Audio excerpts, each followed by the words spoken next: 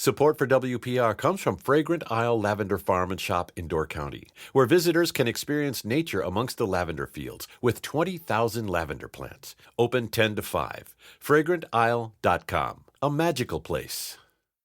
Support for Wisconsin Public Radio comes from Wollersheim Winery, Distillery, and Bistro, where Wisconsin wine and spirits are all made on-site, open year-round. More information and store hours are available at Wollersheim.com.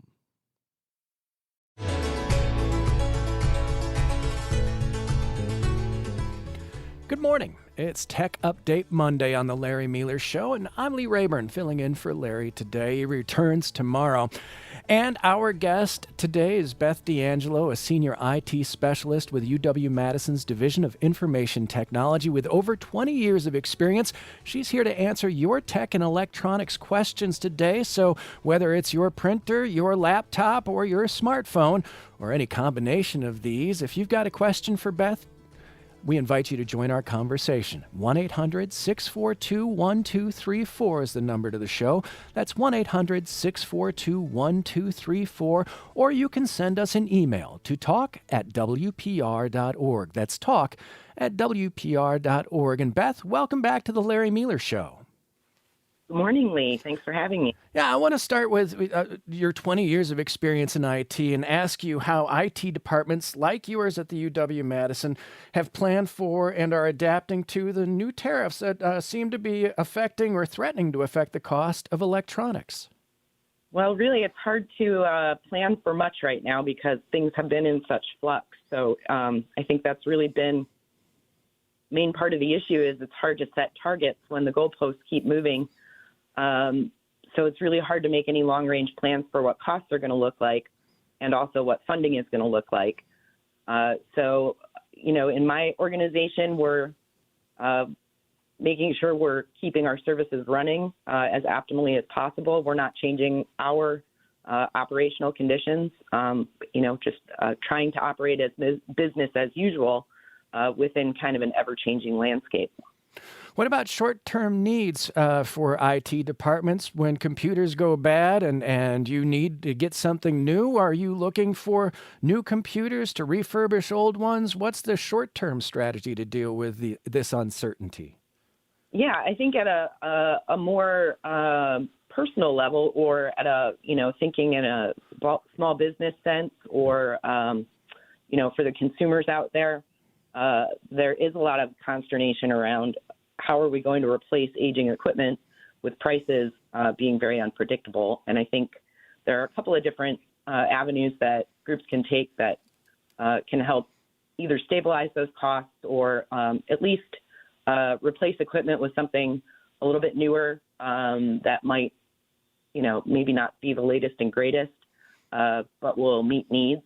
So I think people are going to need to be a bit more deliberate in their purchasing decisions around technology.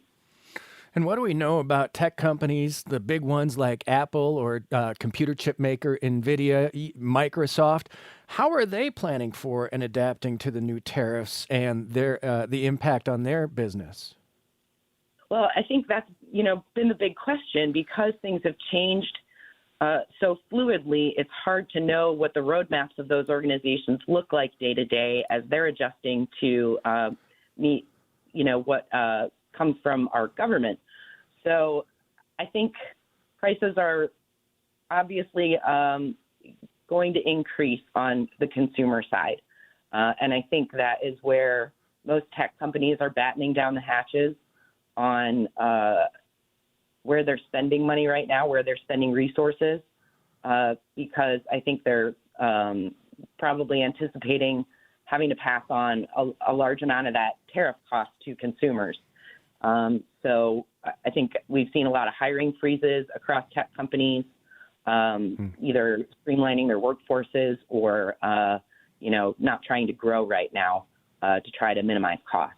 Saw this story in Reuters who cite multiple sources that report that Apple chartered cargo flights to import an estimated 600 tons of iPhones, what amounts to about 1.5 million iPhones, they say, from India in an effort to beat President Trump's tariffs.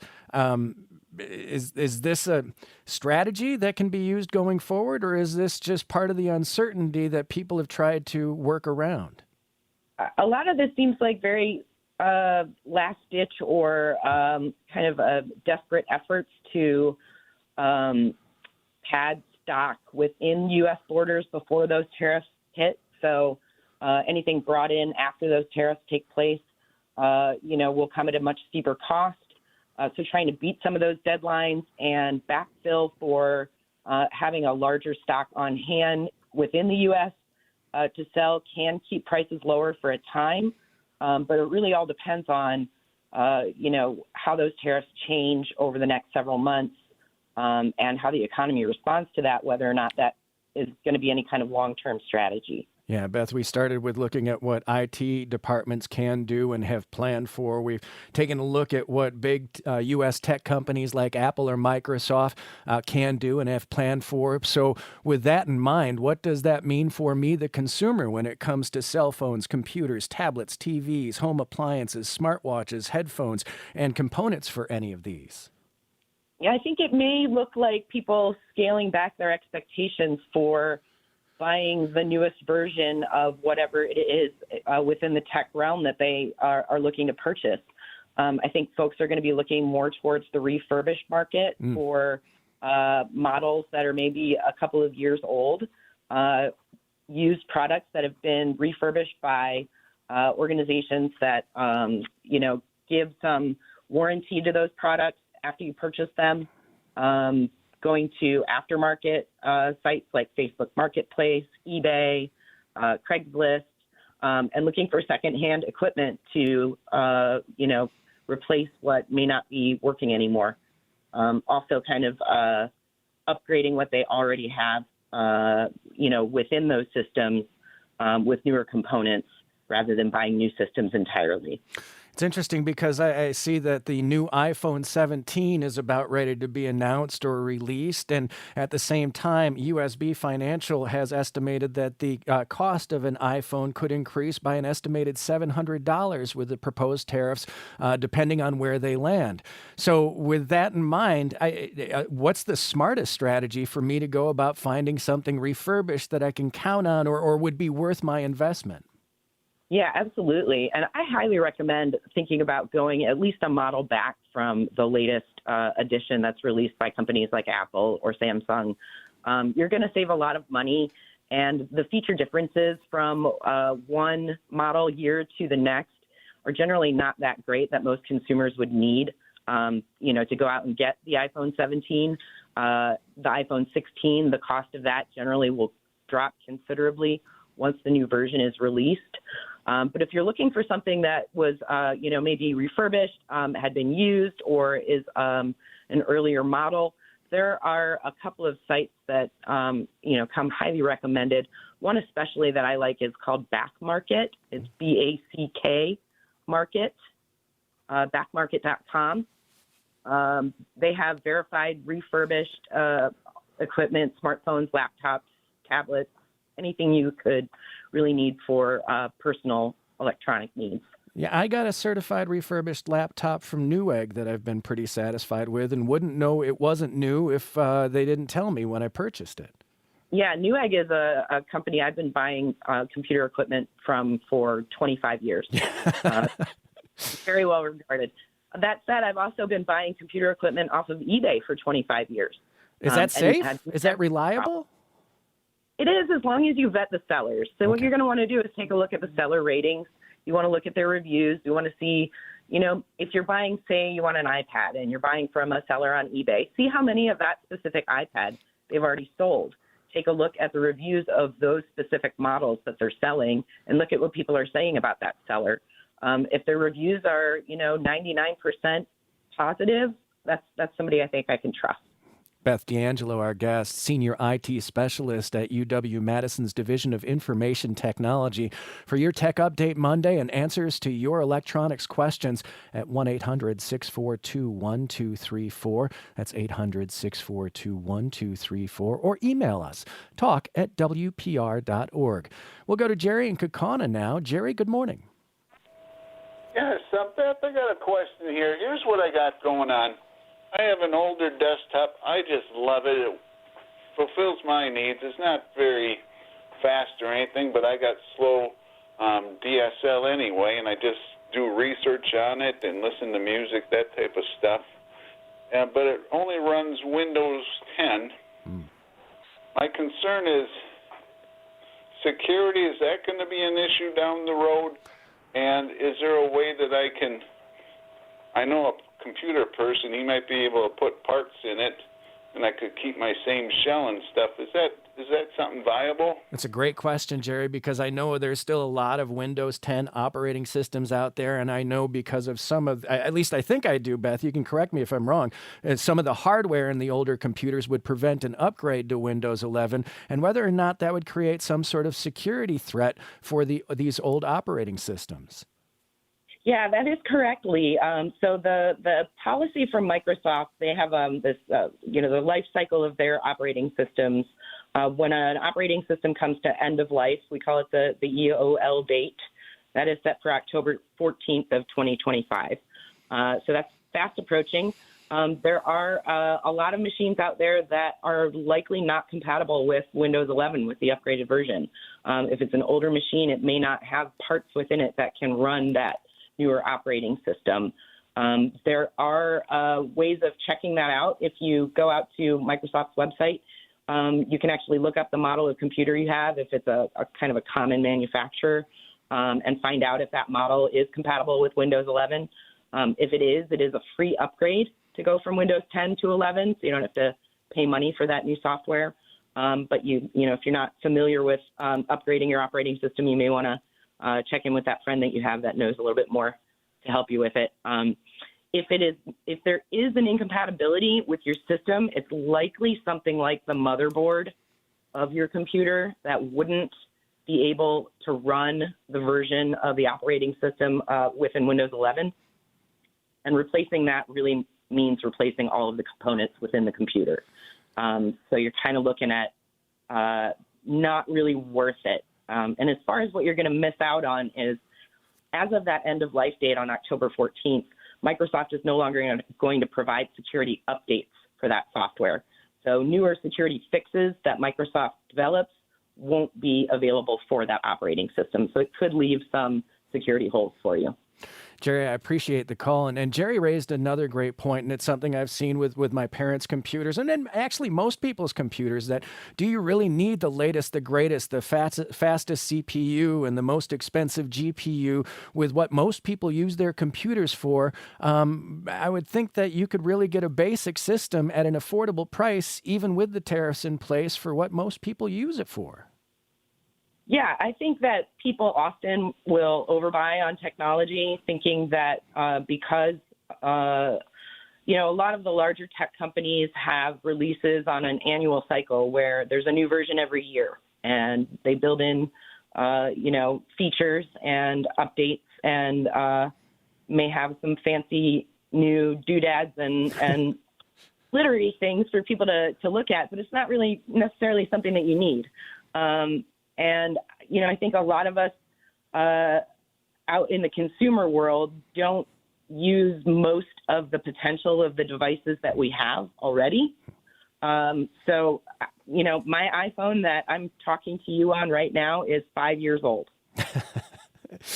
Senior IT specialist Beth D'Angelo with a 5-year-old iPhone, and it does everything you need to do, right? Exactly. I haven't needed to upgrade it. It works just fine. I'd like a little more battery life, but other than that, it still works. So why go out and spend $1,000 on another iPhone to do what I can already do with what I have? And have a couple extra hours in the battery to boot. Right, exactly. So, I think people are just going to have to be a little bit more deliberate about those choices moving forward with prices being so volatile. And that might not be a bad thing. Our guest is Beth D'Angelo, Senior IT Specialist with UW-Madison's Division of Information Technology, here with our Tech Update Monday. We're taking a look at what consumers can do in the face of uncertainty with moving target of tariffs and the electronics imports that many of us rely on just to get through our day at work or on our cell phone. And if you've got a tech question today or electronics question that Beth can help answer, us or give us a call, 1-800-642-1234. That's 800-642-1234, or send us an email, talk@wpr.org. I'm Lee Rayburn, in for Larry Mealer today, and you're listening to WPR News. Hey, stay with us afternoon today as we get an introduction to quantum computing. If you thought artificial intelligence was the next big thing, the next big thing may be quantum computing and what it can do. We'll get a simple explainer in a way that'll help me understand it a little bit. And then after 12:30 today, we'll move from the not-so-distant future into our rich and varied past in Wisconsin with the latest additions to the State Register of Historic Places. All around Wisconsin, we'll give you the tour, but right now, it's your Tech Update Monday with Beth D'Angelo, Senior IT Specialist at UW-Madison's Division of Information Technology, answering your questions at 1-800-642-1234. That's 800-642-1234. And we'll go to Mary in Oshkosh next. Mary, good morning. Good morning.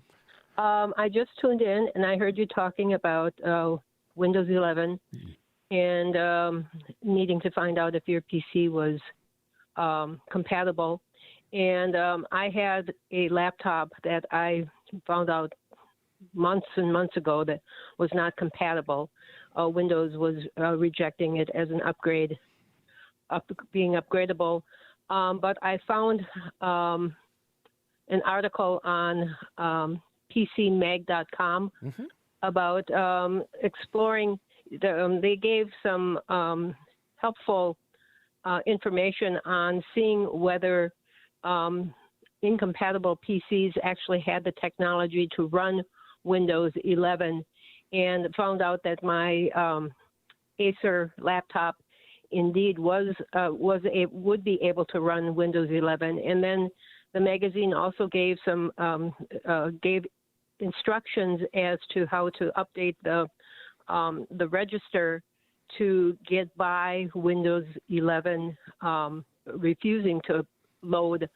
I followed those directions and got Windows 11 installed on my laptop, and it's working just fine. Wow. That is pretty technologically savvy, Mary. I am grateful for the update. PC Magazine, PCMag.com.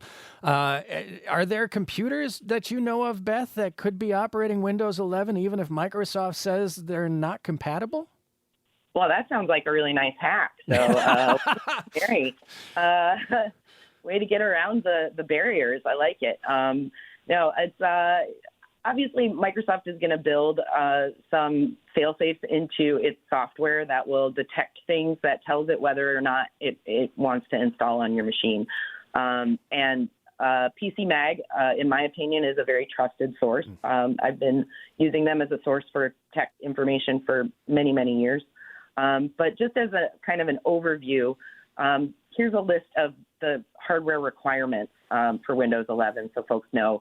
You need to have at least 4 gigs of memory or RAM in your computer. You need 64 gigabytes of available storage. You need to have an officially approved processor. So that's where that checker comes in when you're running the update, and it tells you whether or not you're compatible. This is probably where that PC Mag hack comes in, is some way around that approved processor check.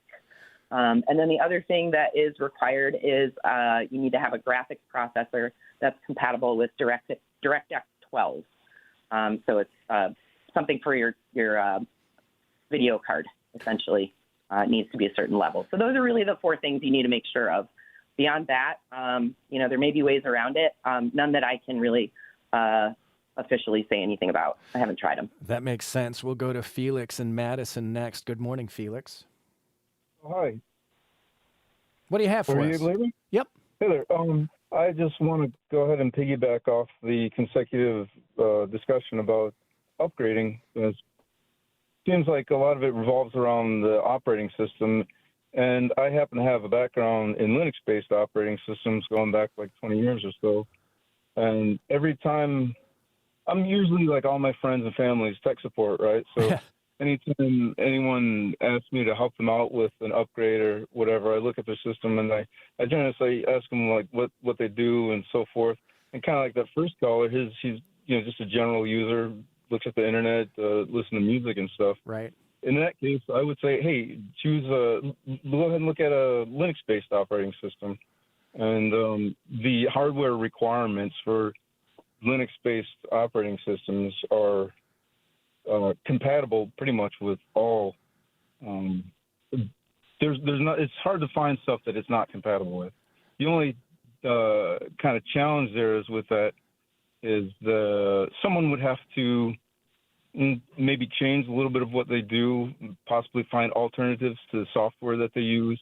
Sure. Or find a friend in their family or something. They would need a might Felix. know a little bit about it. Yeah, they would need somebody like you who has a little experience in Linux. And you make a great point, because I think all of us consider that when we're using a computer, the operating system, the actual, the language that it uses to interpret everything from the internet to the software is generally, if it's a PC, it's Microsoft, and if it's a Apple, it's a Mac OS operating system. But there are other operating systems out there, and probably number 3 on the list, Beth, would be Linux, which I'm sure you've used in the IT department, but may be difficult for my parents to adapt to. Felix, a whole lot of folks that I work with would also agree with you that they feel that Linux is a superior operating system to all others. And I've worked with Linux a bit, and there are many flavors of it out there in the world. It is generally an open source operating system, which means a lot of versions of it are not owned by a corporation. They may be built by crowdsourcing or organizations that come together to develop an operating system for the commons. I think really just the adjustment period of getting used to a different environment. I think it would be really similar to going from being used to using an iPhone all the time to then going to use an Android as far as the learning curve. Things will look similar, but might not be in exactly the same place. The user interface, the way we interact with it, would take some different behaviors and some different methods. But ultimately, this computer language that everything else is built on would pretty much do the same thing, Beth? Yeah, I mean, you may be limited in the software that you have the ability to use. I think that Felix mentioned that. Some of the major software vendors don't develop for Linux. Some do. So, certainly finding some compatibility issues, but you also are probably at a far less risk of viruses and malware if you're using a Linux operating system, because there are far fewer of those developed for those types of OSs. Very interesting. And Felix, I appreciate the perspective, because, again, most of us just think in terms of an Apple operating system or a Microsoft operating system, but there are more out there if you feel like going a little deeper into what a computer can do. Thank you so much for the call. We'll go to Laura in Manitowoc next. Good morning, Laura. Hi. Thanks for taking my call. I have a student who's going to be starting at UW-Madison in the fall.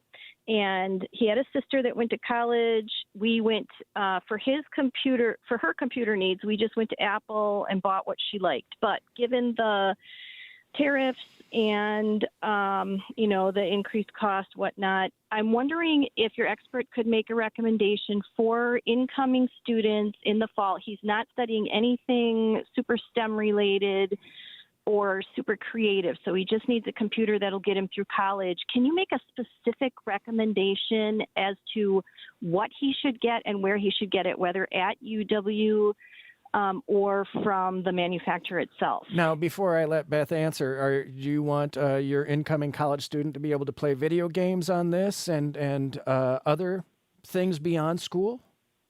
Well, of course he would say yes. That might be two different answers then, depending. But I mean, if it's going to be, I guess we have to weigh that out. If it's going to be exponentially more expensive to pay for the video game playing, I guess I would say no. Maybe she could give a recommendation for one and the other. Thank you so much for the call, Laura. And the reason I bring this up is one of the impacts we've seen short term, at least, on the shifting tariffs on imported electronics is a video game system known as the Nintendo Switch 2, which was supposed to be out later this year, has now delayed their pre-orders as they wait to see what their price point may be. So it does become part of the story of the tariffs and what consumers should be looking for. Beth, what advice would you give for an incoming college student? Yeah, So we no longer have a physical tech store on campus at UW-Madison, but through the university bookstore, we do have a purchasing program that allows UW students to buy at student pricing from major manufacturers. So they do sell Apple products. They sell Dell products. So if you're looking for laptops, they have student pricing that's pretty stable for those types of machines. So if you are looking for something that, your kiddo wants to be able to do some gaming on, and it's not just I want to be able to do email, and I want to be able to write papers, and I want to be able to use the internet. If that were the case, if it was really just email, internet, and no gaming, I would suggest something like a Chromebook. That's definitely going to be a lower price point than a full-on laptop, and would likely meet all the needs your student would have. But also, it's not going to allow them to do a lot of the gaming that they might be interested in. So if a full-on laptop is of interest, I would suggest looking at that purchasing program through the university bookstore. And a Chromebook would be a simple task-related computer, and that's another operating system entirely. Is there any concerns about Chromebooks becoming obsolete as they develop? No, actually, I think Chromebooks are pretty well here to stay. Schools K through 12 have invested really heavily in Chromebook technology for distributed IT for their schools. And I think, there was a phase where iPads were, one possibility, but it seems that Chromebooks have really taken the majority of that market. So I think Chromebooks are really here to stay in the low-end, kind of low-cost, task-based machines. I have a follow-up question that I will ask on behalf of Laura and her incoming college student. When's the best time, do you think, considering the moving target of tariffs and the import of electronics into the United States, when's the best time for an incoming student to buy that laptop or that Chromebook? Would it be right now as we speak? Would it be sit and wait? Or would it be any point in between this and the next school year? I would say over the last couple of weeks, our prices, as far as what we're selling at student rates, haven't really changed. So I think purchasing sooner rather than later might be a safe bet. It's hard, like I said, to anticipate what prices are going to look like anywhere in the further out future because it's such a moving target. But I would say if you are set on purchasing new and you know what you want, I wouldn't wait to buy it because I don't think things are going to get less expensive than they are right now. Laura, thank you so much for the call, and best of luck to your incoming college student. Beth D'Angelo, our guest, Senior IT Specialist at UW-Madison's Division of Information Technology. With over 20 years of IT experience, she's here to answer your questions for the rest of this hour at 1-800-642-1234. That's 800-642-1234, or email talk@wpr.org. And Beth, we have an email here from Jim who asked if they get a new computer to run Windows 11, could they still run their old computer offline, and would that be safe? Will the programs run without an internet connection? It really depends on what programs are installed on it. Some software requires an internet connection for you to actually open it because it is a subscription-based service that needs internet access in order to validate your license. So it really depends on what you're trying to run on that offline computer. But that's really the main worry with, using an older operating system that is at end of life is you're just not getting security updates. So if it's not connected to the internet, you don't have to worry about, unless you're, plugging a lot of different devices into it that may have malware or viruses on them. Usually it's a safer bet if those are not connected to the online world. One of the things that keeps coming up for me with this discussion, Beth, is how can I make my computer last longer? And I remember having problems with my old computer and taking it into a tech for service, and they opened it up, and a cat's worth of hair came out of there. And I thought, well, that would be a simple way to make sure my computer lasted longer, is to keep my cat out from under there. What are the basic maintenance things that you can think of off the top of your head that may maintain our computers a little bit longer? And for that matter, our cell phones, laptops, and iPads. Yeah, I mean, certainly from a physical perspective in making that hardware last longer, making sure that the area that if you have a tower PC, that tower is in is clean, dusted, make sure there isn't an inordinate amount of cat fur or dust that's getting in that area. If it is, you can slide the case open of your tower and use one of those air dusters to clean it out. That's something that can be done, frequently to ensure that you don't get that buildup. Also, shutting the machine off on a regular basis means those fans are running. You're not having those parts constantly moving within that tower. So shutting it down when you're not using it is always a good habit to get into. Making sure you're getting security updates to your machine regularly, or if we're talking about a cell phone or a tablet, updating to the latest version of the OS that is available for that piece of equipment is always going to be helpful. Ensuring that you have some virus protection or malware protection on that device, whether that's a subscription service or there's something I've spoken about on the show many times called Malwarebytes, which is a software that you can use for free to scan your system to find out if there's anything on there that you don't want on there and take care of those issues. There's also updates you can pay for from Malwarebytes to get the latest and greatest versions of it if you want the paid version. So it's like doing oil changes on your car. It just makes it last longer. I had heard that with Microsoft's antivirus and security systems, that should be enough for most Microsoft operating systems. But you're recommending at least one third-party antivirus or malware search device that could help ferret out others? Yes, absolutely. So Microsoft is putting out security updates for Microsoft software. Okay. It's scanning for the Microsoft products that are on your machine, but it is not looking at viruses or malware that may be developed for other programs that are running on your machine. So having a third-party product that is scanning everything, I think, is really critical to maintaining a safe system.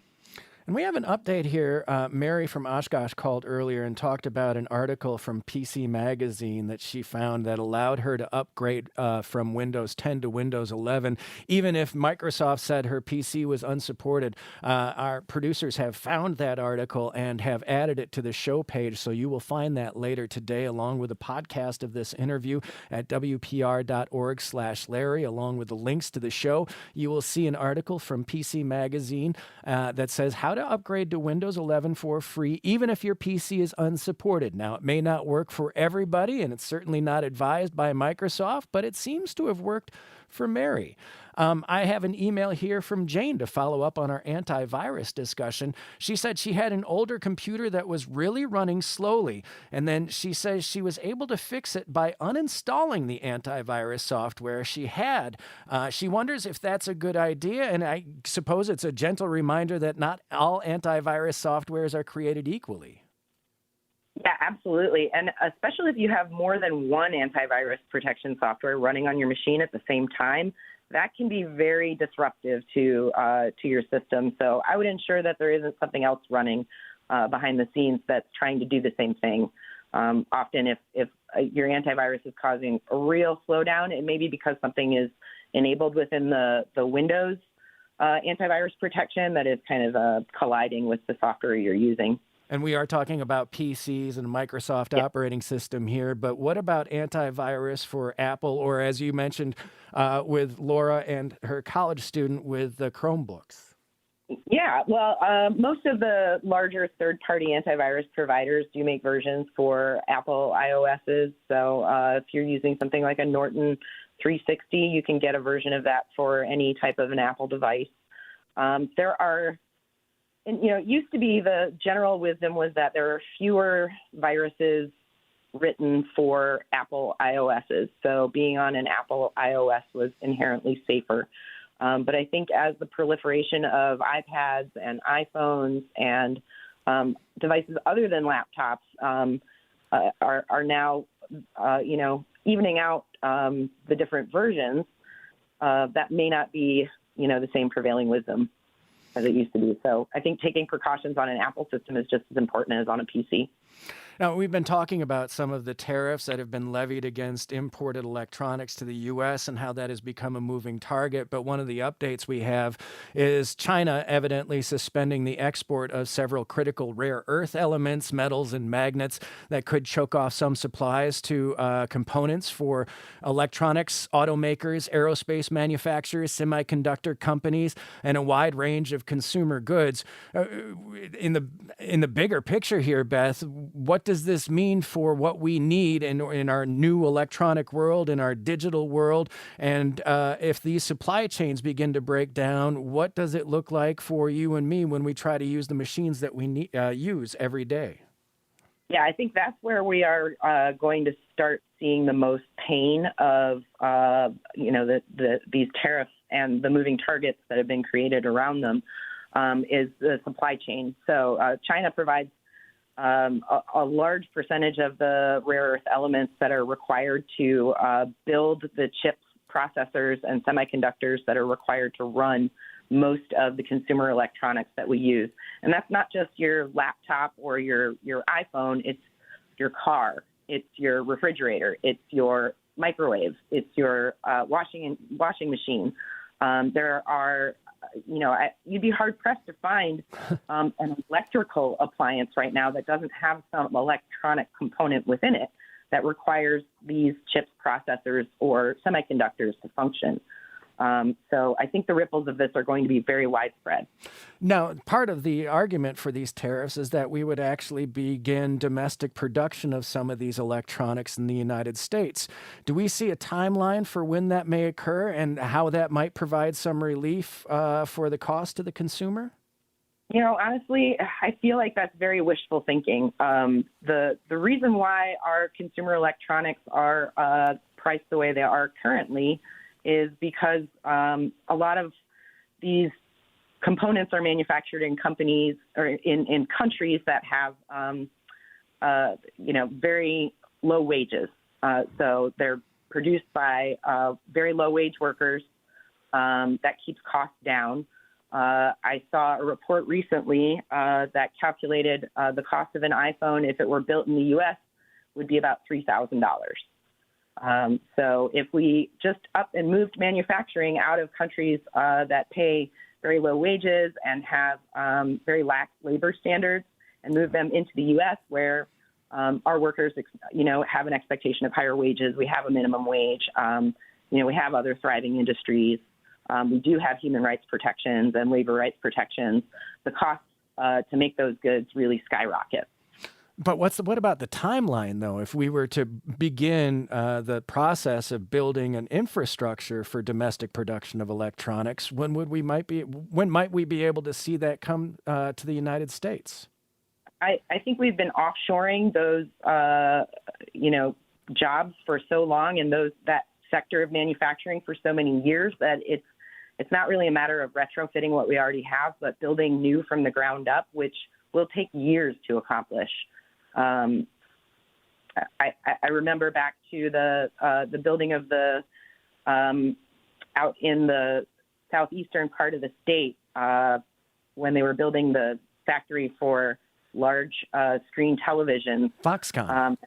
Yes, thank you, Foxconn.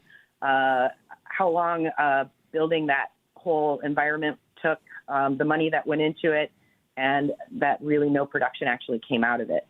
Because by the time this production facility would have been up to speed, it was already somewhat obsolete. Exactly. So building that from the ground up, takes to accomplish and also takes a healthy supply chain to manage. Let's go to Richard next in Madison. Richard, good morning. Yes, good morning. So just on speeding up the computer. Yeah. My wife has an i3 Dell, and I think I have one with an i5, and we were having really slow computers and stuff like that. And we just changed them, went to Best Buy, and they changed them to SSD hard drives. Stunning difference. They boot up within less than a minute, and running anything just makes it go super fast. So that's a possible another suggestion if one's process is good enough. But I did have go ahead. No, you had a question as well. Let's hear it. Yes, I was just curious about antivirus or malware for cell phones. I had one of those strange emails pop up. Text messages pop up, and I thought no, this is a scam. Mm-hmm. And 15 minutes later, it was gone. I hadn't touched it, I hadn't done anything. It disappeared. It made me really nervous, and I could not figure out. And I've since been thinking, do I need to run an antivirus or malware? Yeah, Richard, I appreciate that, because I've been thinking about it too. It's just not my cell phone. It's my wallet. It is my connection to the rest of the world, including my family. My sister got an email that purported to be me a couple weeks ago, and she texted me and said that I'd been hacked. But when she looked at the email address, it was from some other country and certainly not from me. But let's start with Richard's SSD, the solid state hard drives, and what a difference that could make inside a computer that was using the old, the old rotational disk hard drives? Yeah, really the difference is a solid state hard drive doesn't have any moving parts. Mm-hmm. It's actually, it functions similar to how memory functions in your computer. So it keeps all of that data right at hand rather than it going into a slower form of storage. So it certainly can speed things up, especially with the boot up of a computer, with getting that operating system fully up and running from a cold start. Having a solid-state hard drive running your operating system, not necessarily where all your data is stored, but having an SSD running your operating system can significantly improve the speed of your computer. And most hard drives today are solid-state hard drives, correct? Yeah, I would say just about any newer machine that you're going to purchase is going to have a solid-state drive in it. And how would you know if you have if you're running a solid-state drive or one of the old machine drives? You'd probably have to look at in the device manager to see what model of hard drive is in your machine, and then look up that model number unless you wanted to open up the case and take a look at the sticker on the hard drive. Now, as for Richard's antivirus on a smartphone, what can we do to protect everything that we have in that little device? Yes. So I would say that it's almost more important to protect your cell phone than it is to protect your home computer, or at least as important to protect your cell phone. It's traveling with you. It's connecting to Wi-Fi networks that you don't have any control over. Access to your mobile device is really probably the easiest way for somebody to steal your information. So what I recommend is that folks look into a subscription antivirus service that covers more than one device. So if you purchase something like Norton 360 or McAfee Total Protection, or one of, any number of reputable virus protection software packages, they include a number of devices that you can install on and really cover a wide range of operating systems, both PC, Apple, mobile, desktop, laptop, tablet, that type of thing. So if you have one that covers 5 devices, you can put it on all your devices and pay one subscription cost for the account. Beth D'Angelo, our guest, senior IT specialist with UW-Madison's Division of Information Technology. And we've still got to talk about, once those computers and old electronics do die, where do they go and where can we put them that will be safe? And we'll get to that when we continue. I'm Lee Rayburn in for Larry Mueller today, and you're listening to WPR News. I'm Lee Rayburn in for Larry today. Larry is back tomorrow with a look at the importance of advanced care directives. We'll speak with a family physician and retired attorney. And also tomorrow, the best way to deal with debt collectors and resolving your debt. Another attorney will be on hand. And we'll also talk about food insecurity and how communities across Wisconsin are making a difference. That's tomorrow with Larry on The Larry Mueller Show. Right now, we're talking to Beth D'Angelo, a senior IT specialist with the UW-Madison's Division of Information Technology. And Beth, I have a coworker here, Trina, who's been listening in, and she says she's got these old phones. I've got a stack of old phones too, and she needs to get rid of them, and she's wondering the best way, the safest way to do that. Yeah, actually a really handy finder on the Department of Natural Resources website for the state of Wisconsin. That lists, there's a program called eCycle Wisconsin that lists a bunch of different organizations and places where you can recycle what they call e-waste or electronics waste. So depending on where you are in the state, there are places where you can, at no cost, bring your cell phones, old laptops, tablets, anything you want to recycle. You can't just throw these things out, can you? Or you shouldn't anyway. No, I definitely wouldn't recommend just throwing them out. First off, there are toxins within those devices that, as they break down, get released into the environment. Those, rare earth metals that we were talking about earlier that are used to run our new devices don't affect our environment very well when they're just thrown into the landfill. And also, a lot of those can be recycled from our devices and reused in newer electronics. So taking to an e-cycle organization will help kind of put that back into the supply chain.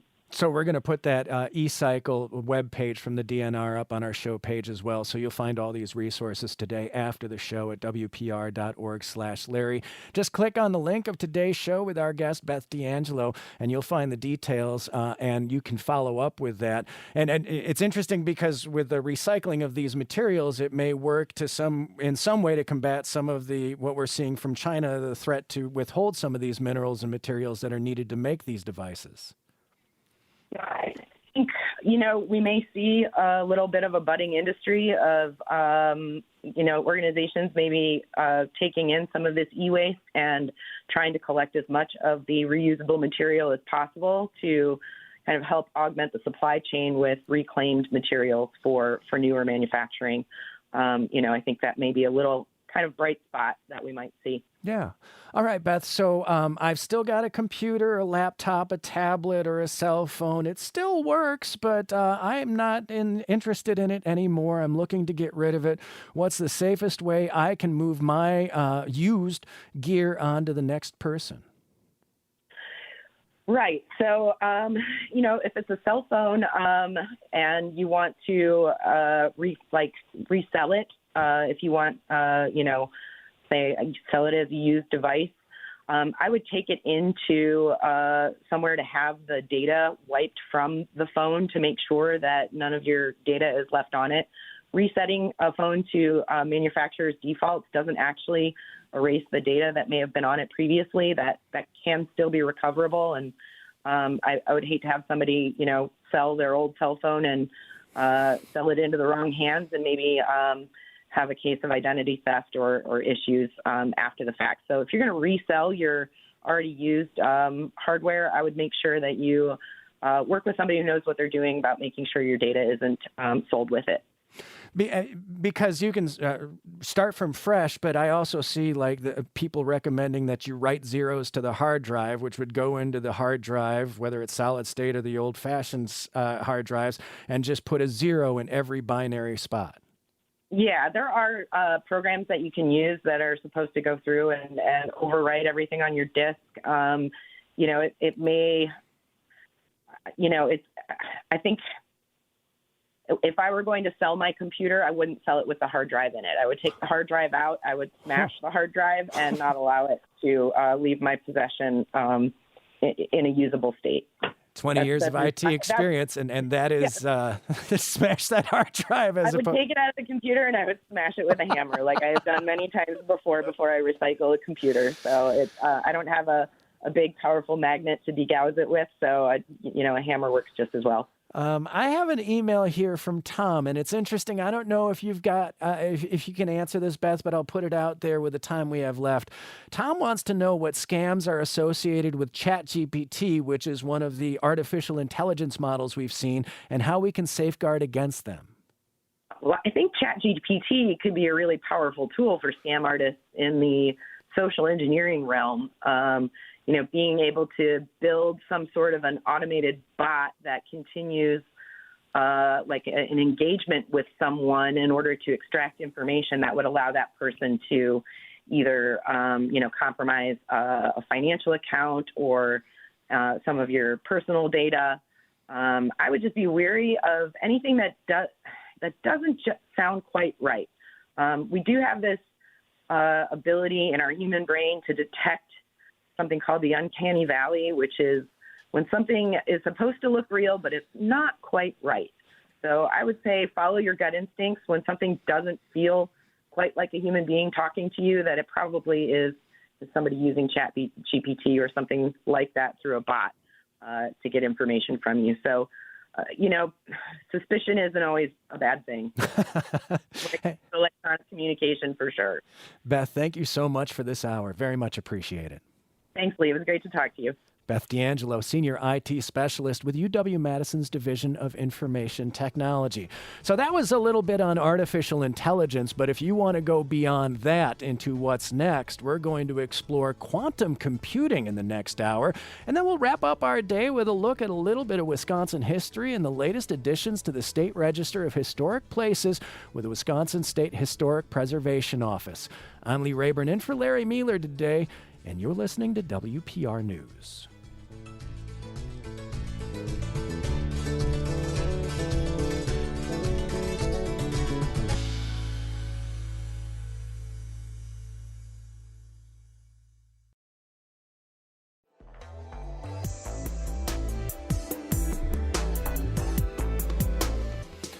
Einstein called it spooky action at a distance. Quantum physics, in fact, he had his real doubts, Albert Einstein, and yet the further we get to the smallest particles of our physical reality, the better we understand that something is going on that seems to defy the classic physics that we've known in our 3 dimensions across time.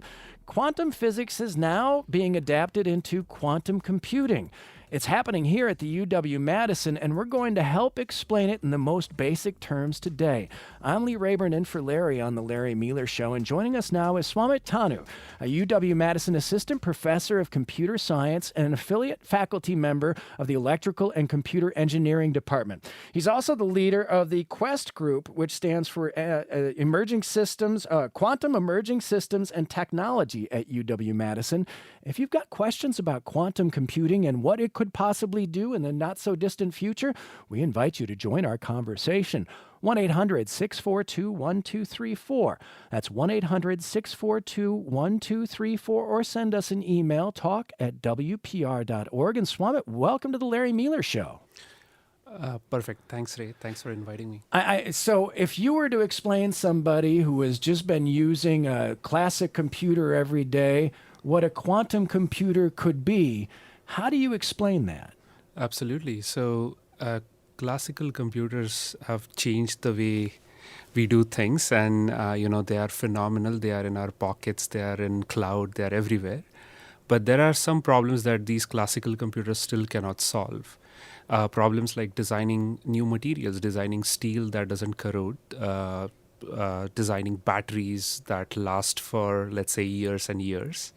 And these are hard problems because fundamentally, these problems try to solve quantum mechanical problem. Like at the bottom of this real world, at atomic scales, we have quantum mechanics governing things. So when we are that smallest level of our reality, the smallest that we can find and identify, there are these little bits, we call them qubits, quantum bits, right, that are acting in ways that seem to defy everything else we know about physics. That's correct, right. And what quantum computer does is it uses this property of quantum mechanics to solve problems more efficiently.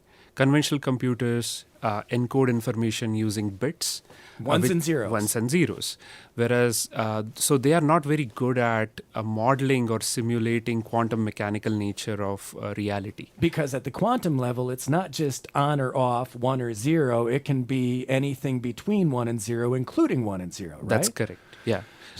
So quantum computers use quantum bits or qubits, which behave quantum mechanically, and using this behavior, we can now simulate molecules, we can simulate materials very efficiently.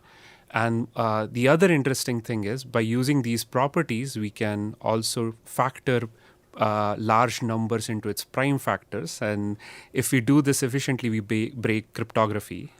So all my passwords, everything I've done with two-factor authentication to make sure I'm protected with my classic computers, that could all go away with the functionality of a quantum computer?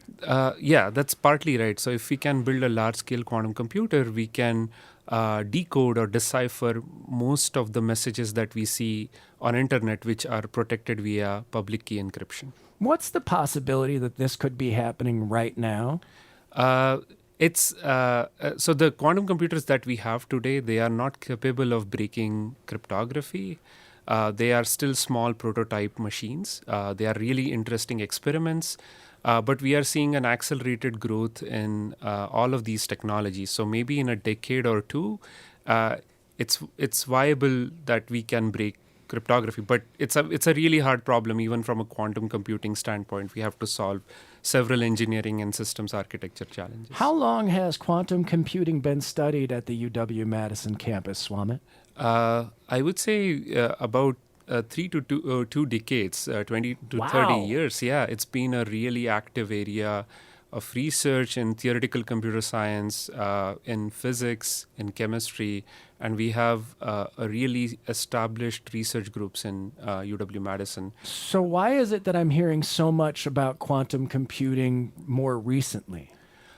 Because previously it was kind of a theoretical idea, and slowly we progressed into realizing it experimentally or realizing it using devices that we have. And now companies like Google, IBM, Intel, Microsoft, they are all working on building a quantum computer.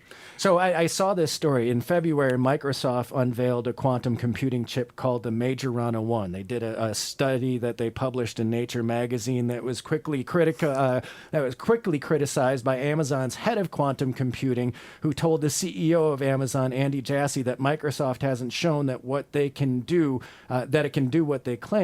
Amazon's head of quantum hardware called the Microsoft press release "Next Level in BS," which I believe stands for Big Story. And then, but Amazon's revealed their own quantum computing chip just this past February, and last December, Google announced their quantum computing chip, Willow. There seems to be a real technology race for quantum computers, Swamit. Yeah, that's correct. So all these companies are betting on slightly different technologies. So I can talk a little bit about Microsoft because I worked at Microsoft Research as summer intern for a couple of years back. And Microsoft is betting on this technology where the fundamental quantum mechanical nature of these devices is protected by some sort of error correction on the hardware. So why do we need this? Because all these quantum bits, although they are phenomenal in computing, doing advanced computations, they are extremely sensitive to environmental noise. And that's been a problem across all these technologies. And Microsoft believes that by building this Majorana qubit, they can protect it from environmental noise. But it's a challenging engineering problem. I partly agree with Amazon's criticism. They haven't really demonstrated one functional qubit yet. They have demonstrated, bits and pieces of it, and I think they are working on really demonstrating a device that's tolerant to noise. While on the other hand, Google and Amazon are taking a path where they are saying, well, we cannot build one robust or reliable device. Instead, what we are going to do is we are going to use hundreds of these qubits, and collectively we make this one logical qubit where we run something called quantum error correction that stabilizes all these 100 devices, and you have one reliable logical qubit. And this is something that we use in communication, right?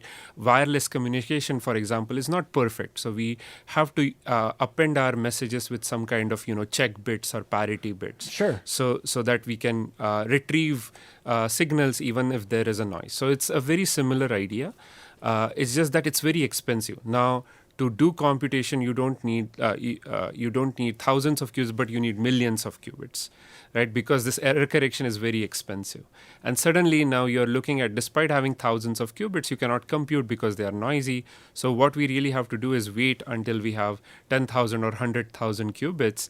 Then we can stabilize these qubits using error correction, and then we can perform computation. Swamit, it seems like part of the struggle here is not the theoretical aspect, but the engineering aspect, and for that matter, what the cost may be. We've seen a lot of stories about how artificial intelligence is cost heavy and is expensive, and you need all these servers to make all these language models work. But it sounds like it's even on a more exponential level when you're talking about quantum computing. That's right. And quantum computing also requires a very exotic set of technologies such as cryogenic technology. So all cold. Extremely cold, colder than space, 1,000 times colder than space. And if you don't have that cold environment, you cannot see quantum mechanical effects, and your quantum computer doesn't really work. What was it? Negative 273 kelvins was where particles stop moving? Yeah, that's right. So you really want to extract all the vibration and thermal energy, which you can do by putting it inside a refrigerator, which is very, very cold. Swamit Tanuar is our guest, a UW-Madison assistant professor of computer science, the leader of the Quest. Let me see here. Quest stands for Quantum Emerging Systems and Technology at the UW-Madison. And if you've got questions about the advent of quantum computing, you can join us at 1-800-642-1234. Let's go to Randy in Ripon, find out what he has. Good afternoon, Randy. Hi. I mean, this all sounds fine and dandy, but what I'm wondering is how did you overcome quantum tunneling as well as the uncertainty principle? It seems like that would render this. Maybe you already answered it, but I'm not sure. No. And first, I think we need an explanation of what quantum tunneling and the uncertainty principle are, Swamit. Right. So again, I'm not a physicist. I'm an engineer, so I'll try to do my best in answering. Let's talk about uncertainty principle. So in quantum computing world, we assume that there is this uncertainty in measuring information. So we start with this assumption or axiom that, yes, there is uncertainty principle that prevents us from learning everything about this qubit. So the computational model takes care of this uncertainty principle in some sense. So it's like when you are programming, you know that you cannot really read this quantum state, because if you read it, it's going to collapse it, right? So there is another problem. You cannot create copies of your information. So with these constraints, we write our programs. And despite having these constraints, we get exponential benefits on certain problems. The quantum tunneling part is more tied to how you build the device. So again, these devices are engineered in a way where quantum tunneling doesn't become a problem. I hope that answers your question. Well, what I was thinking of is what I always thought of as the light paradox, that the light exists as a wave and a particle depending on whether or not you're observing it. And it sounds that it's similar with these qubits, that it depends on whether or not they're being observed as to how they behave. That's right. So one of the axioms is you are not allowed to read qubits while you are working or computing with these qubits. The moment you read the qubit, the information collapses, you destroy the information. So that's why on a quantum computer, you don't run your program just once. You have to run it thousands of times so that you really get a sense of what this program is computing. So you begin to understand how this may be expensive. Now, another comparison I've seen with classic computing and how quantum computing may be different is classic computing, while it can be very, very fast to us, still takes some time to process. That we have these computer processors that process one thing after another, although they do it incredibly fast. That quantum computing can process a lot of things all at once? That's actually not true, right? So let me tell you actually a counterfact. In fact, quantum computers are significantly slower than classical computers. Well, then how can they come up with all these things that classical computers can't? Right. So let's say if you're solving a problem, and to solve this problem, you need to take billion steps, right? On a classical computer, if let's say you're trying to search for the best molecule for a particular drug, right? And it requires billion steps to figure out what this molecule is. On a quantum computer, you don't really need billion steps because you inherently have quantum mechanical properties. So you only need 1,000 steps. So what you're really reducing is number of steps. You're creating like a wormhole, almost like a wormhole in this solution space, if you will, right? So you find solutions with less number of steps. So this is called computational complexity. You reduce it. And even when you have, let's say, 100x slower quantum computer, you still win because now you're doing 1,000 steps. Let's say there is a factor of 100. That becomes, 100,000 steps compared to classical computer where you have to do billion steps. That makes sense to me. How do you see, Swamik, classical computers like we use now with a binary code interacting with quantum computers in the future that we see with these qubits? That's an excellent question. So, in fact, all quantum computers require this classical or classic computer.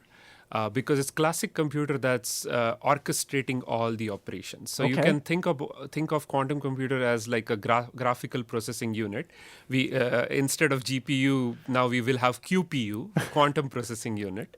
And this quantum processing unit will be useful for solving very specific set of problems, such as quantum chemistry, where you are trying to simulate a molecule and trying to design new type of material or drug. Or if you want to, use it to break cryptography, break codes, you can use it to do that. How far off in the future do you think we are from the application of quantum computing into our everyday lives? That's a really hard question because there are significant challenges, but we are already seeing a couple of companies getting very excited by quantum computing technologies. For example, there are financial institutions like JP Morgan Chase. They have a quantum team. In fact, some of my students have been working with JP Morgan Chase, building their software and compilation. So they are interested in solving some of the financial optimization problems that are hard to solve using classical computers. But it's still too early to say whether we can solve those problems with meaningful advantage in next couple of years or not, right? But there is a lot of research going on around optimization problems in finance, optimization problems in, let's say, traffic and control, chemistry simulations, material design, cryptography. But these are really early days. Nobody has really demonstrated a practical application running on quantum computers. So people have estimates. Some estimates say in next 5 years. Some estimates say in next 50 years. Until we demonstrate a practical application, it's still hard to suggest what's right. I've also seen some skepticism about the application of quantum computing and whether or not it actually could be used in a real world sense. You've got hands-on, you've looked at the engineering, you've worked with Microsoft. What do you think about some of the skepticism that's been addressed about quantum computing? I think the skepticism in some sense is accurate, right? So if we envision a data center scale quantum computer, we need lots of things. We need cryogenic cooling. We require engineering that's very, very costly. I won't say it's impossible, but that's very costly. So the cost of quantum computer is going to be very high, right? And on the other hand, number of applications that we can really service using quantum computer, they are tiny, right? So it might not just be a technical challenge, but it could be an economics problem, right? So that's why I think we need some sort of leap of faith, if you will, and say, okay, let's build a quantum computer, see what it can do. Let's see if people can come up with new applications in next 5 or 10 years once we have this functional quantum computer. That's one way of doing it. The other way is we sort of research more algorithms that we can speed up with quantum computers. So it's the putting a man on the moon sort of argument. That's right. And all nation states are trying to build a quantum program, right? It's not just United States. There is a big program in Europe. There is a big program in China. A couple of other countries. So along with the tech companies with their own developments and competition. That's right. Would we be better served in working in concert and cooperation as you see it? Absolutely. I think that's something that we see, at least on the quantum software front, where companies are building software, making it open source, may it be IBM, Microsoft, or Google. They all have software platforms that are open source in some shape or form, or at least free to use so that people can learn about quantum computing. And I think sharing this knowledge among sort of, companies, communities will be very, very beneficial. What excites you about quantum computing? What keeps you interested every day? I think it's a extremely hard engineering problem. And once we solve it, I think it will unlock really, really amazing applications where we can develop new materials, we can develop new drugs, I would go on a limb and say we can maybe even have flying cars. Finally! Yeah, finally. Right. So I'm really excited by the type of applications that quantum computing can enable. Yeah, so you've mentioned pharmaceuticals and building products that we couldn't even fathom or think of. What would it look like in our lives? Flying cars. How do you see this world in a from a different perspective, with quantum computing being part of our everyday life? I think what quantum computing can bring is extreme efficiency. It can enable materials that are manufactured with significantly less amount of resources. So if we can make it happen, we will live in a world where pie is not small, right? we don't have to fight over resources. I hope so. At least that's what excites me most, where we don't have to fight about natural resources. We don't have to worry about polluting environment. We can do things with extreme efficiency and precision. But it might take a cooperative effort in order to get to that point. Yes. Today is actually World Quantum Day. Did you know that, Swamit? Actually, I was not aware of that. Today is World Quantum Day. It has to do with the 100 years since the beginning of study of quantum physics, and it's called an annual celebration promoting public awareness and understanding of quantum science and technology around the world. So it's worth celebrating today, but what would you want folks to know about quantum computing as they consider World Quantum Day? I think it's a really interesting technology. It has a broader impact, but there are still many problems to solve. And to solve those problems, we need, really talented people who can come together, cooperate with each other, and build amazing future. Sounds like you're recruiting the best and brightest. I hope so. Swamit Tanir, thank you so much for joining us today. Thanks, Ray. Swamit is the UW-Madison Assistant Professor of Computer Science and affiliate faculty member of the Electrical and Computer Engineering Department, and he also leads the Quest Research Group, which stands for Quantum Emerging Systems and Technology at the university. On this World Quantum Day, which we're celebrating by expanding our minds, horizons, and possibilities for our future. Coming up next, we talk about the new additions to the State Register of Historic Places with Elizabeth Hilton from the Wisconsin State Historic Preservation Office. What are some of your favorite historic sites around Wisconsin? That's next. I'm Lee Rayburn, in for Larry today. You're listening to The Larry Mealer Show.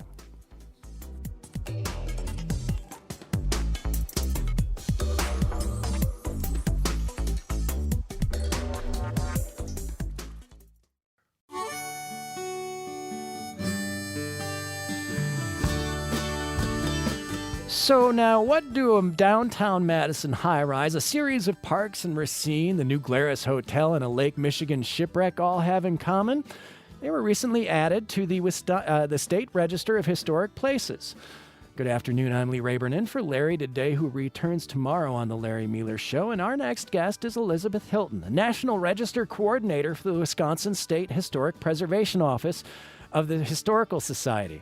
She's joining us to talk about the latest inductees into the State Historic State Register. And if you've got some of your favorite historic sites around Wisconsin, why don't you share them with us today at 1-800-642-1234. That's 800-642-1234.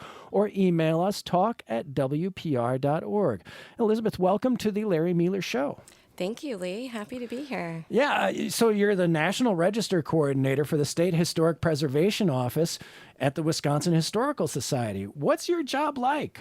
Oh, I have one of the best jobs at the Society. I get to travel all around the state and get to learn about all these buildings and archaeological sites that are important to our state's heritage. So, and as you go around the state, how diverse, how varied are these places? Oh, they are really varied. When you think about urban centers, you have these big cities down to these rural properties and farmsteads, and then being bordered almost on three sides by water, you have all these other maritime properties as well.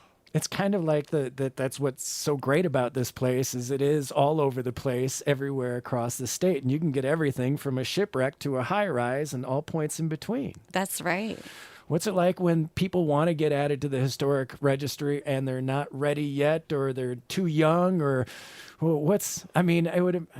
is there some disappointment that comes with having to tell folks that they didn't make the list? Unfortunately, that's probably the worst part of my job.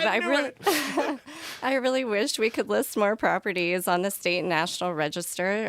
Each property has a history to tell, right? But it just might not meet the qualifications for listing. So if you have a property that you're interested in listing and having that honorific designation, we do have a process called a National Register Questionnaire, where you can fill out a short form on our website, wisconsinhistory.org, and you can submit that to our office, and we will review that and get back to you as soon as we can. So what does it take to make it to the register? Well, you can qualify under 4 areas. So it either can represent a broad pattern of history, if you think about trade and commerce or education, or it could be significant with a person in history, somebody that could be a prolific artist or politician, or it could be architecture and engineering when you think of those beautiful Queen Anne residences. But lastly, we also have archaeology. It could have the potential to yield information. So there's really a wide variety there, but it must retain architectural integrity in order to meet that criteria. So it feels like those criteria are actually part of all of the new additions this year to the state register. That's right. So in early March, the Wisconsin Historical Society added a handful of properties to the state register of historic places. And now, Elizabeth, is this an annual occurrence? Does this happen more or less frequently? Well, our State Historic Preservation Review Board meets 4 times a year. So we have the pleasure of having a whole quarter to prepare each individual nomination. Let's start with one of the new additions, and that would be the New Glarus Hotel in New Glarus, added to the state register this year. How did this hotel serve to promote the Swiss of America, 4,444 miles away in New Glarus? Right. Well, this building was actually constructed in 1853. Wow. And it was the hub in the center of New Glarus as a location where people were traveling through. But over time, it grew and had all these additions. But the town saw a decline with some closings of some of the businesses in the area. So in the 60s and 70s, the city came together with the residents and thought, hey, how can we bring people to our town? How can we bring people coming in, shopping, eating, and really have that tourism draw? So they created Project Edelweiss.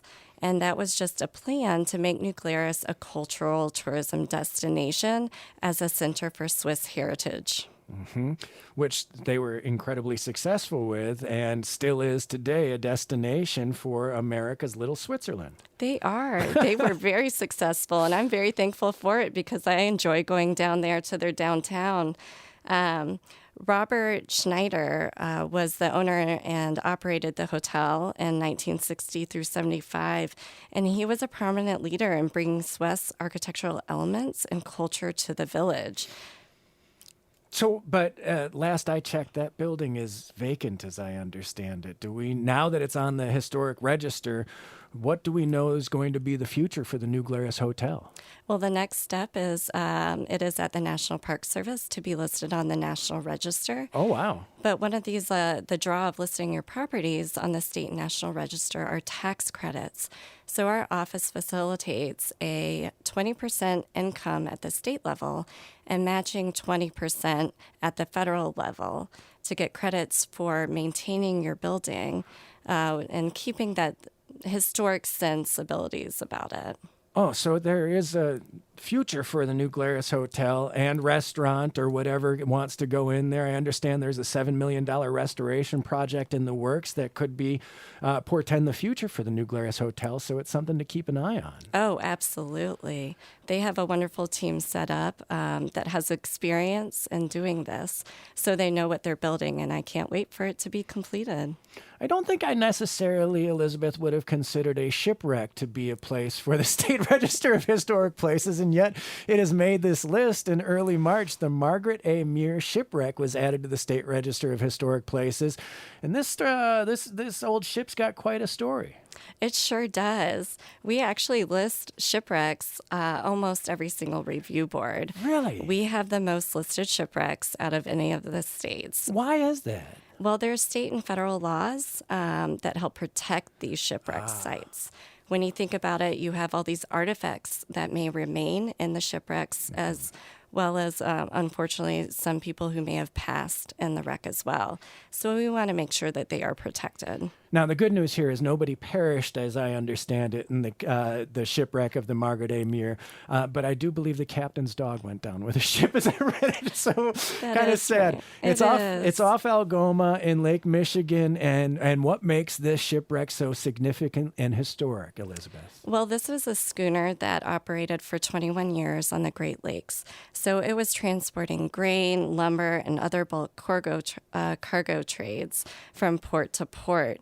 What's really fascinating about this ship is that it was carrying a lot of salt down to Chicago at the time when it was wrecked.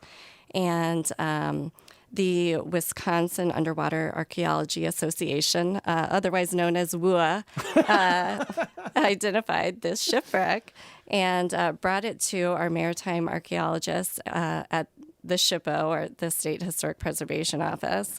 And they were able to investigate it in a matter of months.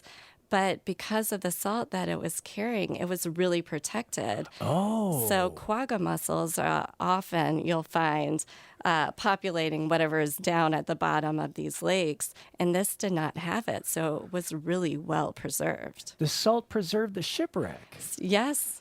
And we had no idea. So it has a lot of potential for us to study this. Do we know how far out it is from Algoma's coastline and how far down in the water you'll find it? Well, I know, Lee. Of course.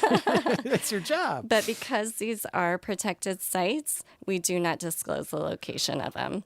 Really? Yes. So it's a secret spot. It is. Wow. Was this, did we know where this shipwreck was this entire time, or has this been something that's been refound recently? Well, because we have this relationship with WUA as well as NOAA, the National Oceanic Atmospheric Administration, they do such a wonderful job working as partners with our office and identifying these wrecks out there, as well as with other maritime volunteers who have a lot of experience with identifying shipwrecks. And they really collaborate to go out to check out these sites and see what's down there. Now I can go to the New Glarus Hotel in New Glarus anytime I want and pick up some beer and have a great time in America's little Switzerland. But how can I find out more about the Margaret A. Muir shipwreck? Oh, well, you just need to go to wisconsinhistory.org.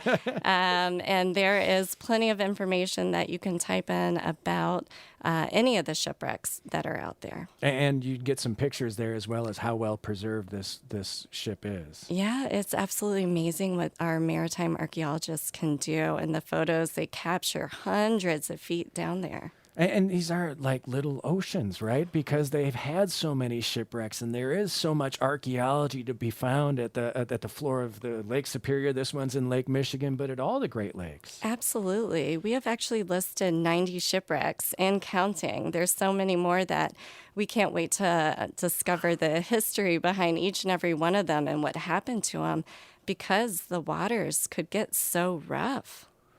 Elizabeth Hilton is our guest, National Register Coordinator for the State Historic Preservation Office at our Wisconsin Historical Society. Want to invite you to the conversation with your favorite historical spots across our state at 1-800-642-1234. That's 800-642-1234, or email us talk@wpr.org. Elizabeth, I want to turn our attention now to Madison, which put an early high-rise on the Historic Register this year. The Gay Building, now called the Churchill Building, which you'll find on the Capitol Square, and it may just seem to fit into the Capitol Square's design today. You might not even notice that it's a historic building, but back in its day, it was something and really set the standard for construction around the Capitol. That's right. This building is really important to our city's history. It was constructed between 1913 and 1915, and that was the same time that the Capitol was being reconstructed. So they definitely had a relationship, and it brought a lot of concern to city planners and residents. They were really worried because everybody values the Capitol, much like we do today. Sure. And it's amazing that we can still see it from vantage points all across the surrounding areas. And it's thanks in part to the construction of this building. This is a 9-story building, so it's not like a super high rise, but at the time in 1915, you'd think that is a tall building and it threatens to overshadow the state capitol. And we didn't want anything to overshadow the state capitol. That's right. Well, 9 stories back in the early 1900s sure was a skyscraper, especially in Wisconsin. So they were really concerned with the visual appearance and questions about how it shaped the civic life around Madison. Could we handle the transportation of having more people right there on the square and creating that dense environment? So, for decades, there were debates that was going on, and it went all the way up to the Wisconsin Supreme Court, where they had to rule on the height of the building. So this building is a direct reflection of the laws that were enacted in our city, and make sure zoning was in place to protect that view shed. That actually was a question that was addressed on the Wisconsin Today show, I believe, just last month, because this debate about how tall a building can be and what it does to the view of our state capitol has persisted all the way to the present day, and the question of how high density we can make Madison as Madison continues to grow.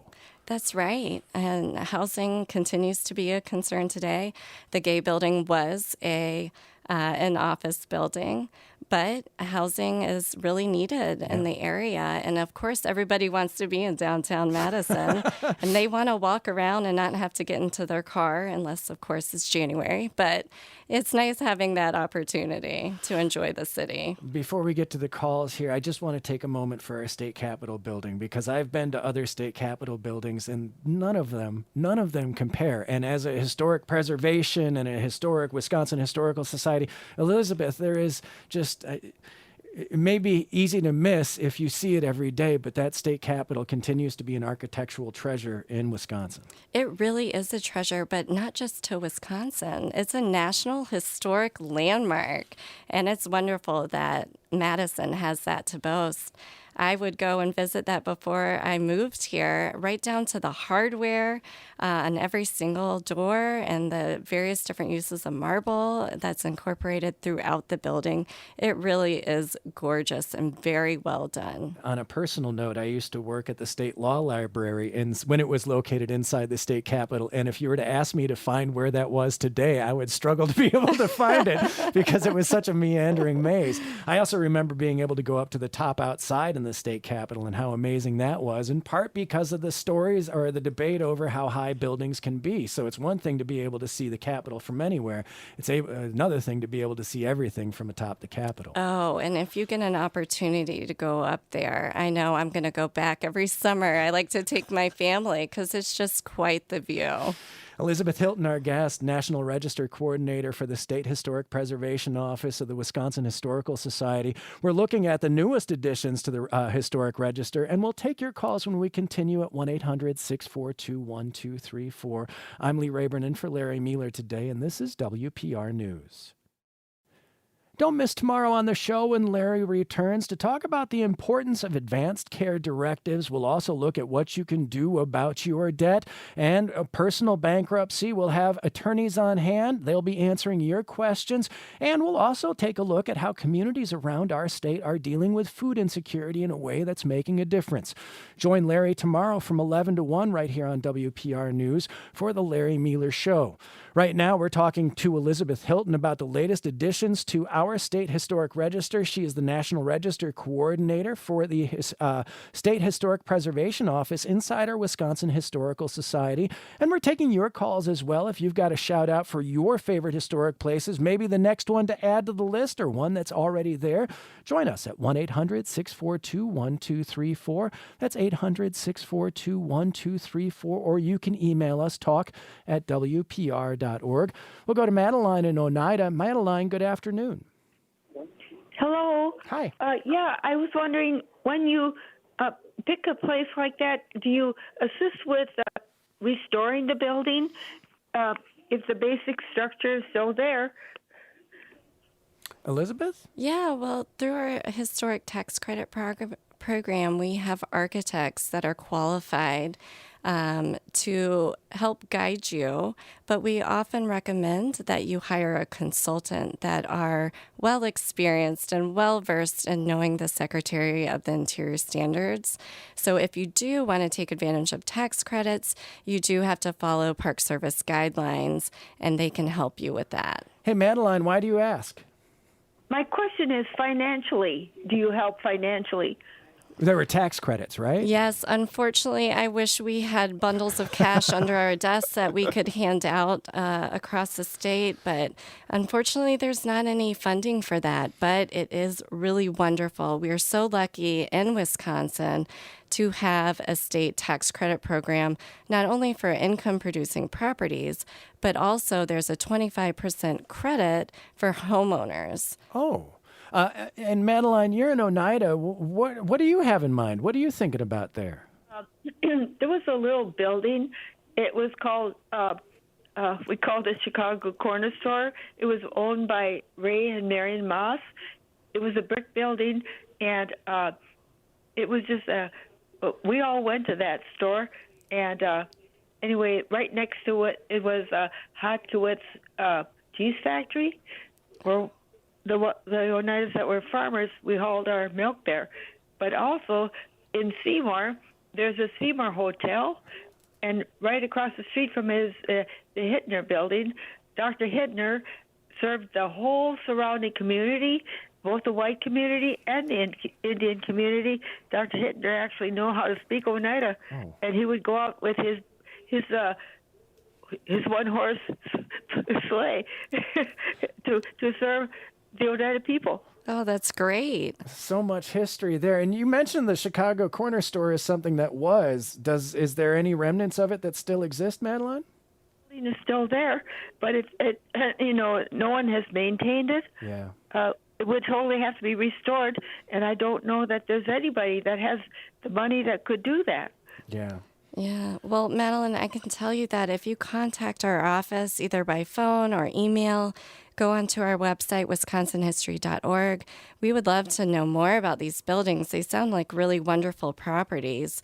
We're actually planning on listing a cheese factory that's been in operation for over 100 years on our next State Historic Preservation Review Board. And we'd love to list properties that are significant for their ethnic heritage as well. So we'd love to find out more about them. And there are 4 great stories from those 4 buildings right there in Oneida. So, Madeline, thank you so much for sharing it with us today. And you're invited to our conversation, too, at 1-800-642-1234. Getting back to the newest additions to the Historic Register, this one's a little weird because it's not a park. It's a series of parks in Racine, Elizabeth. Explain the Root River Parks in Racine. Oh, the Root River Parks is such a treasure within the city of Racine. It's right there along the Root River, and it's a collection of 4 parks that are linked together that surround the river. And it's just a gem in the city. And it's really important because it reflects the Board of Park Commissioners' desire to create the citywide park system back in 1905. So that was a huge milestone in local planning. Kind of like high-rises in the early 20th century. You wouldn't think twice about it today, but back in the day, something like a citywide park system would be kind of revolutionary. Absolutely. And they were so fortunate because they hired Jens Jensen, and he was one of the most prolific landscape architects at the time that initiated this prairie style. Yeah. And it's just really beautiful of incorporating the natural environment and having these meandering paths and meadows. And it just really brought people out from the urban center to experience nature. What do these parks look like today in Racine, Elizabeth? Oh, they do such a wonderful job taking care of it. The city does. And they also have a Friends of the Park system as well. So there's a lot of people who care about that park and not just to go play golf. I've got an email here from Grant who wants to know if you know offhand, Elizabeth, which Frank Lloyd Wright buildings have made the State Register of Historic Places. Is the Monona Terrace in Madison included since it's based on his designs but not actually his? Oh, I wish I could list all the buildings that are listed on the State and National Register by Frank Lloyd Wright because he is our state architect in the sense. We do love a good Wright building. One of the most recent Wright properties we actually listed a year ago, and that was out at Taliesin, and that's the Spring Green Restaurant. So if you go out there and you want to visit Taliesin, and I tell you, you do want to go visit Taliesin. It's just such a beautiful site. That's your visitor center when you walk in there, and it is just really intact. And that building was started by Wright, but unfortunately, he did not get to see it being completed because he passed away. So William Wesley Peters came in. He was one of his best architects that worked there at Taliesin alongside Wright, and he helped finish the project. So you can go see that today. Oh, absolutely. Yeah. It's right there along the Wisconsin River. Our final edition is actually in the town of Crystal Lake in Marquette County, and it is the St. John's Evangelical Lutheran Church, along with some of the other property around it. This one has a lot of history in it. It sure does, and it's a real treat. I don't know about you, Lee, but I love traveling around in the rural landscapes. Old churches and barns. Old churches and barns. Absolutely. It gets you right in your heart, right? You just love it. And you see these rural churches, and a lot of them are really high-style architecture because those are the gathering spot for the rural community. If it wasn't your local cheese factory where you're bringing your milk every day, it's where you're going every Sunday and you're worshiping. So St. John's Evangelical was placed on the register for its Gothic Revival architecture, and it just has those... It's clad in brick. It has a center steeple plan. It has these gorgeous pointed arch stained glass windows that are original. But then when you walk inside, you have original pressed tin that has this trefoil church pointed arch design. And it is all throughout the inside. And it's just a real treat. How ornate is that? And how does a little community like Crystal Lake end up having such a jewel in their backyard? Well, fortunately for churches, that's where a lot of these farmers wanted to put in the money. It's where they really cared. They invested in their community this way. Exactly, yes. And you see that still today at St. John's. You really do. And unfortunately, it has a dwindling population right now, but the congregation really cares about the property, and not just the church, also with the cemetery associated with it and the Sunday school building located across the street. Little schoolhouse there. That's right. We love a good schoolhouse out there in the rural landscape. The one thing that I get from you is, Elizabeth, is how excited you are about these properties and these experiences and these stories that they tell. For folks who love history, how do they find a way to have a career in history, to be able to do this for a living? Because I know a lot of folks like you, I just don't know a lot of jobs like yours. No, and I was very fortunate that I came into this, but there are history programs that are really well done with great experience located in Wisconsin. So down in Milwaukee at UWM, or over on the western side in Eau Claire, or even the history program right here in Madison is just has wonderful teachers that can help guide you. And find a way to make this what you can do for a living? Absolutely. I just think that's the coolest part is you Oh. can do this all day, travel the state, find these stories that you get to share with everybody else, and then, the ones that really stand out become part of our historic register. Absolutely. And it's really important to learn about our nation's history, our state's history, the people who came before us and what they were doing. And I'm very fortunate to be a part of it, and I hope the next generation is too. So could you give us a hint, a clue, or some glimpse of what's on the future for our state historic register? Oh, I sure can, Lee. Yeah. So in May, we have our next State Historic Preservation Review Board meeting, and we have a historic district out in Prairie du Chien. It's the Blackhawk Avenue Historic District, as well as St. Gabriel's Roman Catholic Church Complex in Prairie du Chien. Oh. So those are two great areas out there. But then in Milwaukee, we have the Carlton District number 3 school.